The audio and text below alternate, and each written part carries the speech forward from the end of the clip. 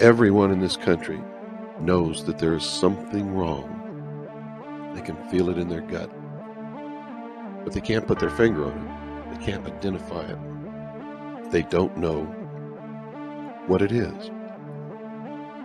They don't understand how a trusting people can be so easily subverted and manipulated. Our country is in the process of being destroyed, not from a great enemy from without, not from the evil empire, not from Saddam Hussein. It's coming from within, folks, from within. We are being destroyed by our own apathy, the abdication of our power as a people. Remember, of, for, and by the people. You can't have of, for, and by the people if the people don't participate. It's impossible. It cannot be done. Wake up. Wake up. Wake up.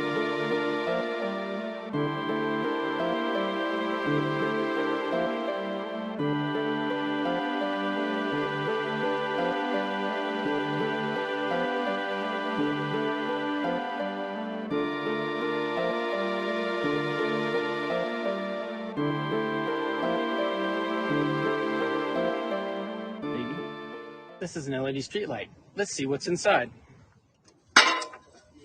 Uh-oh. Apparently, this is an LED 5G streetlight. It's pretty neat.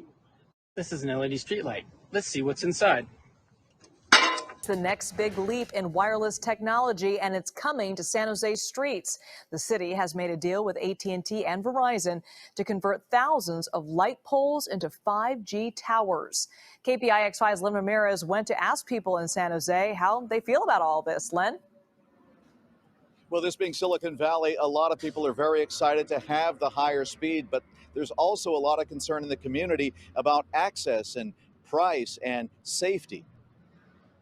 You would hardly notice it from the street, but this city light post on Forest Avenue is outfitted with the latest in small cell wireless broadband technology. The cone at the top and the boxes at the sides are some of the pieces that promise to dramatically increase cell phone and computer data speeds throughout San Jose. This is the largest deployment of small cells in any city in the country, more than 4,000 small cells, an investment of more than $500 million in our city, and critically important. Mayor Sam Liccardo announced agreements with Verizon, AT&T, and Mobility to begin a 5-year deployment of 4,200 small cell sites. Small cells are more powerful but have a shorter range than the big towers, so there will have to be more of them. They promise broadband speeds up to 100 times faster than big cell towers without all the ugly wires, and will handle the expected crush of traffic in the future. By moving the data off of the macro cell towers and onto these very small cells, we're able to accommodate that explosion as a result of our phones, as a result of connected devices, the Internet of Things. San Jose's agreement lets providers use its light towers, but also includes a $24 million investment into a digital inclusion fund to make sure lower income neighborhoods are not left behind in a digital divide. The thousands and thousands of our students lack access to the internet, even though 7 out of 10 of their teachers are in fact demanding that they do their homework over the internet. Cameras on streetlights like this are able to record movements beneath and around them. San Diego police say they're a valuable asset to detect and deter crime, and police have come up with an updated plan to use them. But many people are expected to speak against that plan when it's presented tonight before San Diego's Privacy Advisory Board. Privacy advocates say they don't claim that they can stop the use of cameras in public places. This technology is coming, and it's coming in large quantities, right? And it's going to be coming at us fast.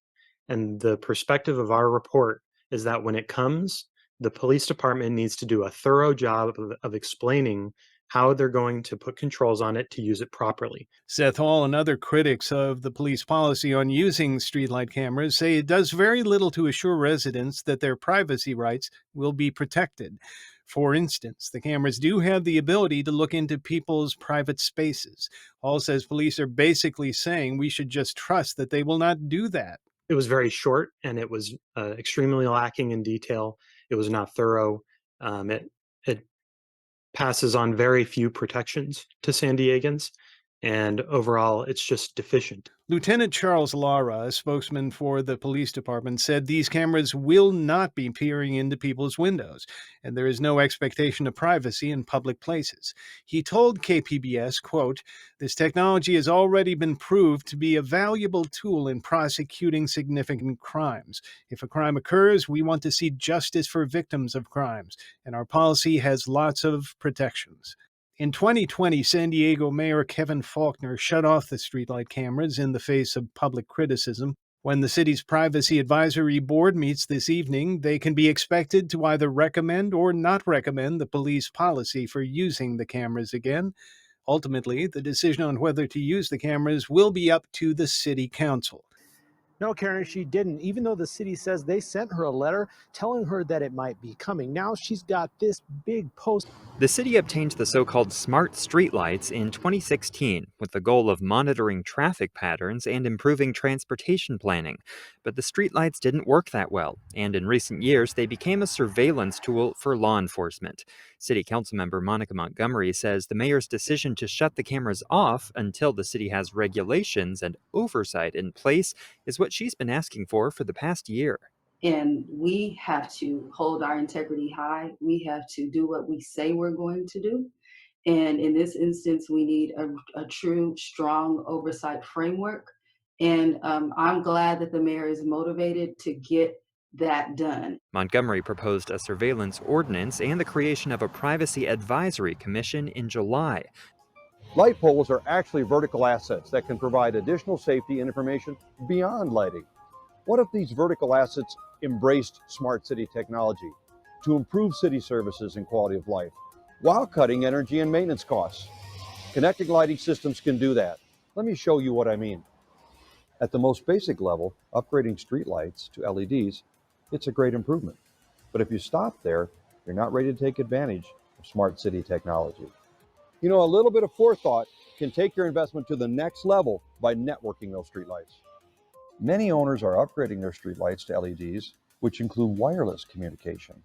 They monitor their lighting grid from a central command center, and if a fixture goes out, they can pinpoint the location remotely, saving maintenance costs and improving safety. To make an even bigger impact on safety and quality of life, a street lighting grid can serve as the network for additional non-lighting applications. You do that by layering on intelligent systems using low bandwidth sensors. For example, you can use the network to transmit automated water meter readings, which improves billing efficiency. If you want to improve traffic flow and increase municipal revenues, the sensors can gather data from city parking lots to inform citizens about open spaces. Sensors can also monitor the environment and send out air quality alerts or notification of flooded streets. They can even help reduce trash pickup costs by alerting you only when garbage containers are full. Want to do even more? Another option is to deploy a high bandwidth network. This enables a whole new level of smart city applications. These include real-time or streaming video, gunshot detection, support for autonomous vehicle fleets, and other applications that are still on the drawing board. One of the foundations of a smart city is a future-ready connected street lighting system.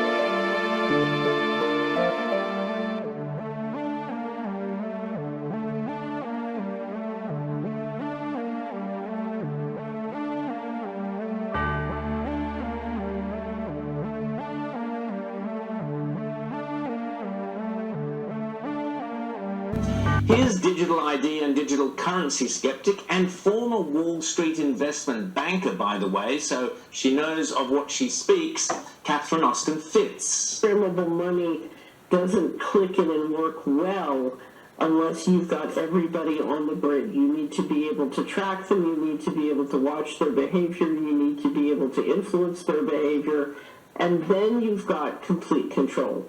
And that is not just wearables. That is not just an internet of bodies. That is a coup d'etat. That is the end of human liberty in the West.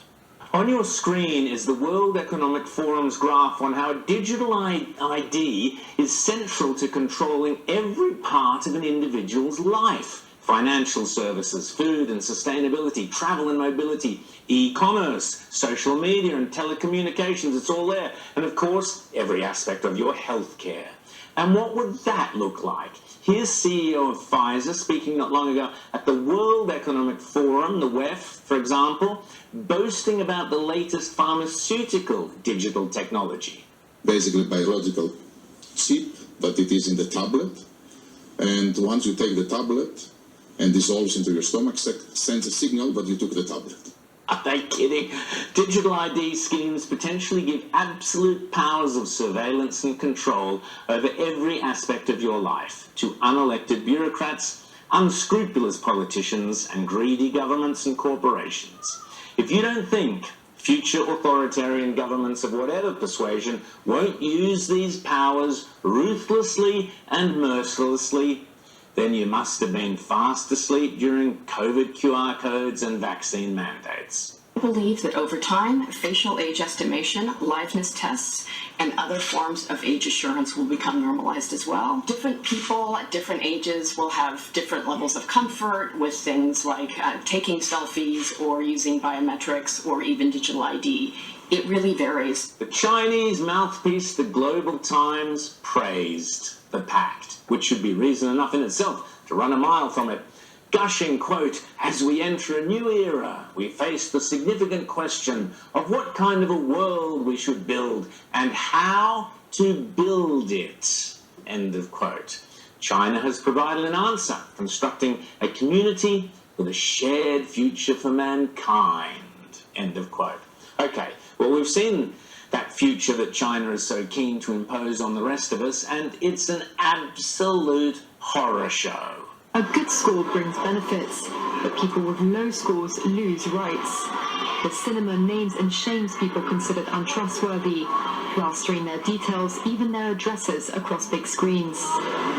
The Supreme Court has created a blacklist for so-called bad citizens, those whose ratings have dropped to 0. On it are companies, but also 23 million people to date. Aman Jabi is a former Silicon Valley video and camera design whiz kid. He's now turned whistleblower on the dangers of where big tech, along with big government, want to take us. Facial recognition will be used to unlock your digital identity, which is going to be a tool of control for the agendas that are coming down the pipeline. Elements of that control are already with us. Alexa, good morning. Good morning. You are never alone in your home, and this is why. All your devices at home and all smart appliances, they are all connected on a wireless network. When you leave your home, all modern vehicles are connected to the internet, so your automobile is being tracked all the time. When you're going under a string of smart LED poles and smart LED lights on the highway and in the streets of your towns and cities, those form a wireless network and are tracking your vehicle. They're tracking all the devices on you, from smartphones to smartwatches when you're walking on the streets. So data is being collected 24/7 continuously on every human being whenever you are within these wireless networks. If Aman Jabi is correct, much of the dystopian technology to track and surveil us is already in place. Another place that India leads, but there's a lot more that all of you can be involved in driving forward, is this digital public infrastructure. You know, no country is more able to take government benefits and get them out efficiently and effectively to their citizens than India. Billy G likes India. Billy G likes India and all the digital, the digitals, all of that data, big data, in one place, easily accessible and easy to the eye. He likes it. You know, you would have expected rich countries or others to do that, but in fact, they did not. And so that basic structure that starts with identity and bank accounts and payments is just foundational. And as part of this visit, I'm now seeing how that foundation is being built out in agriculture with profiles of farmers to understand what they need and give them advice.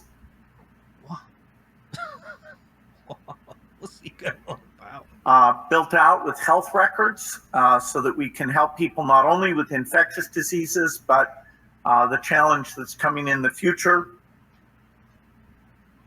What challenge? It's quite specific, isn't it? With the growth of the non-communicable diseases being a huge thing. And that digital public infrastructure will help us with these climate problems. Amazing. Right there, in just a minute or so, you've been able to wrap it up. Digital, health, and future problems. And the old change. It's amazing, isn't it? They're just able to now just roll that into one big speech. I was in Odisha yesterday, and what they showed is that they've registered the farmers and registered what type of crops they grow and what land they own. Very useful indeed. They literally have a control center. You know, when you walk in, you think, wow, this is agriculture, but you know, you've got a command center and maps and people doing queries and sending out messages.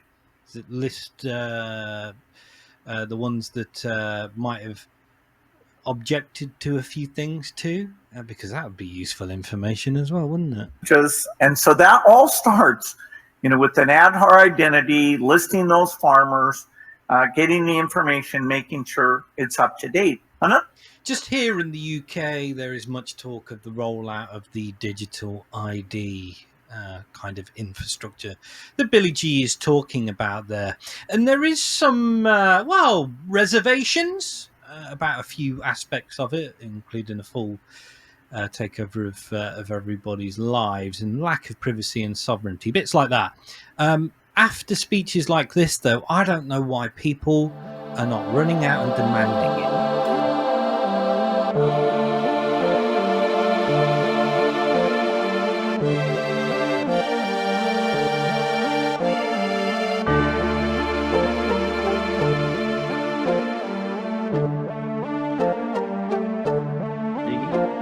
This is an LED streetlight. Let's see what's inside.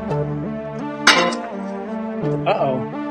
Apparently, this is an LED 5G streetlight.